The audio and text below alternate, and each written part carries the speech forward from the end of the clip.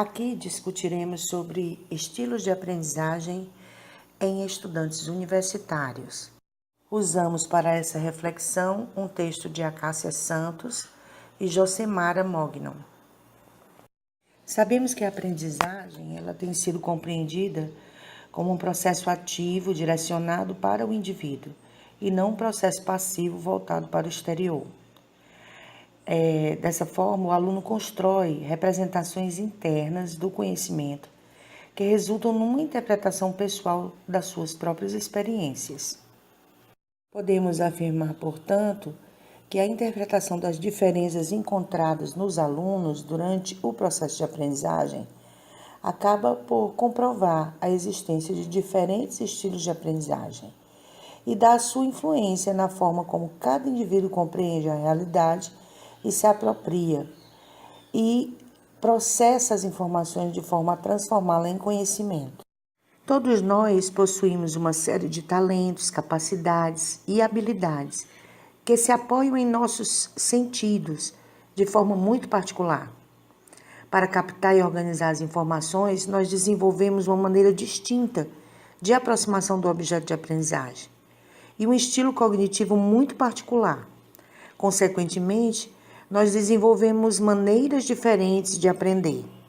Tracy Tokuama Espinosa, em sua tese de pós-doutorado, destaca 25 princípios que norteiam um novo modelo de ensino e aprendizagem, baseado em evidências científicas da neurociência da educação. Esses princípios são conceitos de aprendizagem que se aplicam à maioria dos aprendizes ao longo da vida. Contudo, a autora adverte que, embora sejam princípios fundamentais para aprendermos como ensinar melhor, a diversidade humana impede a prescrição de uma única receita para todos. Aqui eu vou destacar o princípio número 25, apontado pela autora. Ela destaca que os diferentes estilos de aprendizagem refletem a singularidade do cérebro humano. Explicando melhor, todos nós utilizamos vias visuais, auditivas e sinestésicas para processar novas informações. No entanto, as evidências científicas indicam que diferentes pessoas utilizam estratégias diversas em momentos diversos, dependendo do contexto da aprendizagem.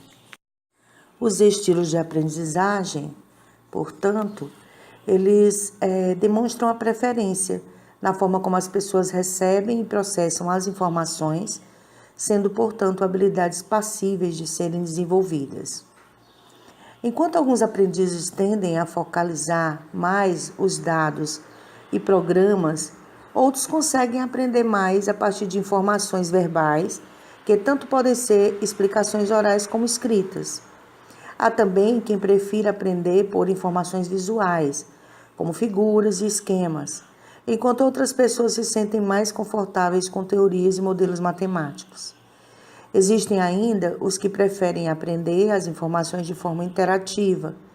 Já outros indivíduos têm uma abordagem mais introspectiva e individual, na forma de adquirir conhecimentos. Os estilos de aprendizagem, eles se demonstram de diversas formas. Então, como nós já vimos aqui, cada pessoa vai desenvolver através dos seus sentidos, que são, de forma muito particular, mais evidentes em alguns aspectos. Por exemplo, há pessoas que eu poderia chamar de pessoas auditivas, porque elas aprendem utilizando entre os seus sentidos, ela utiliza muito mais fortemente a audição.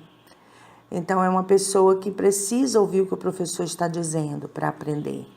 Então, se ela senta lá atrás, perto de um ar-condicionado barulhento, isso vai, de certa forma, comprometer a sua aprendizagem. Há outras pessoas, no entanto, que são visuais. Eu, por exemplo, sou visual. Então, a minha memória visual ela é mais forte. Então, eu utilizo a visão para a minha aprendizagem. A minha memória é o que nós poderíamos chamar de memória fotográfica. Então, aquilo que eu leio, eu utilizo com muito mais força para aprender. Então, eu preciso visualizar. Então, quando eu vou ler um texto, por exemplo, além de visualizar o que está escrito, eu ainda escrevo para que o meu cérebro também utilize outros recursos de memorização e de aprendizagem. Então, eu resumo, eu faço esquemas e isso vai ficando fotografado pela minha visão. Então, os estilos de aprendizagem estão diretamente relacionados aos nossos sentidos.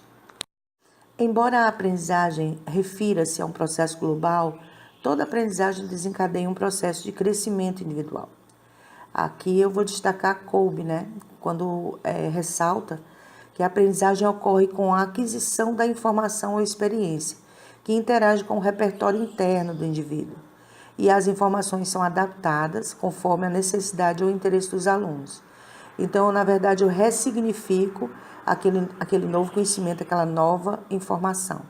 Assim sendo, o processo de aprendizagem se modifica, dependendo da formulação e interpretação da experiência em cada um, o que gera a construção do conhecimento.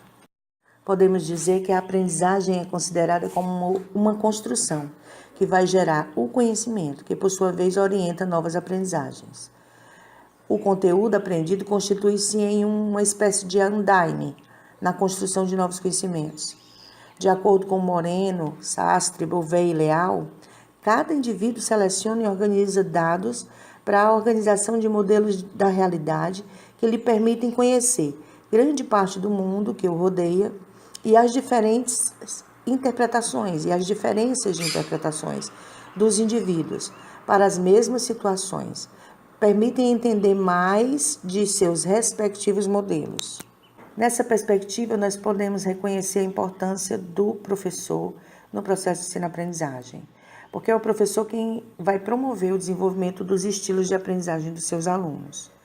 Então, quando o professor utiliza somente um tipo de estratégia de ensino, ou não diversifica os vários recursos que ele utiliza nesse processo de ensino, ele acaba por privilegiar determinados estilos de aprendizagem e que acabam prejudicando alguns alunos que não desenvolveram habilidades referentes a essas estratégias de ensino.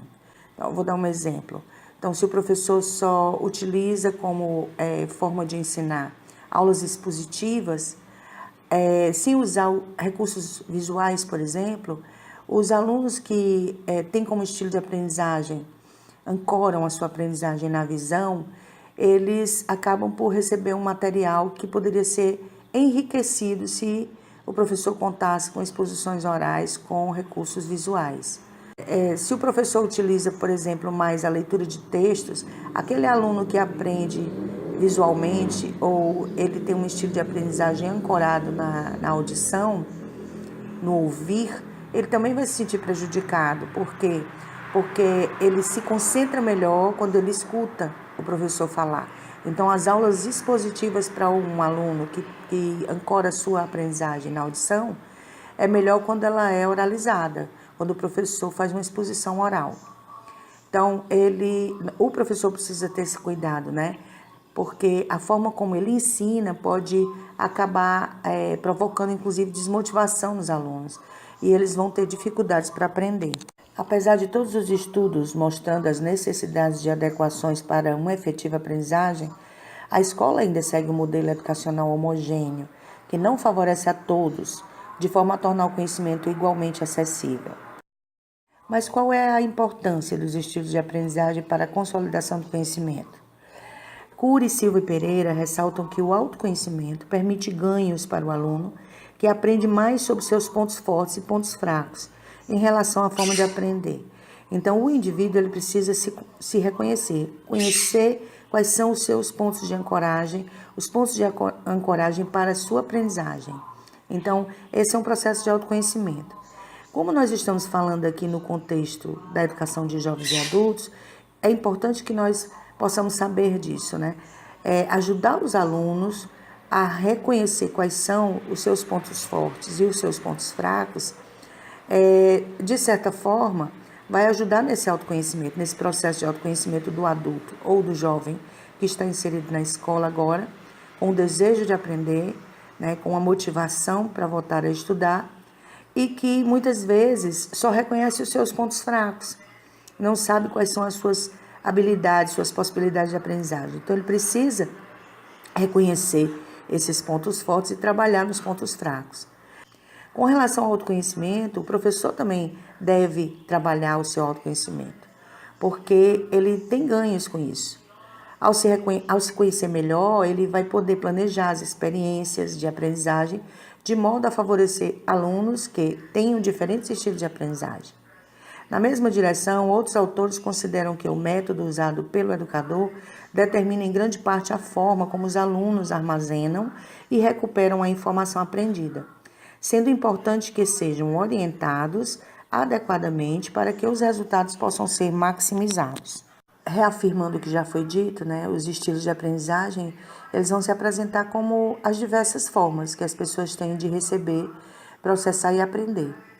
E apreender as informações, A compreensão desse construto está em o professor conhecer o estilo predominante dos seus alunos e elaborar modos de exposição adequados a essa predominância e aos conteúdos oferecidos em sala de aula, a fim de aumentar a adesão dos estudantes e a aprendizagem dos mesmos. Alguns pesquisadores têm sugerido que o professor ofereça atividades que envolvam os vários estilos de aprendizagem. Apesar de ter verificado uma preferência maior por alguns estilos de aprendizagem, isso não significa que o professor deva apenas basear os seus conteúdos pedagógicos nesses estilos, pois alguns estudantes podem ser prejudicados. Então, existe uma preferência maior, mas é sempre bom você mesclar as estratégias de ensino, os métodos utilizados e a abordagem que você dá a esses métodos na sala de aula. Com isso, é importante que o professor procure abranger os vários estilos por meio de estratégias que vão facilitar o envolvimento e, consequentemente, a motivação dos estudantes para aprender.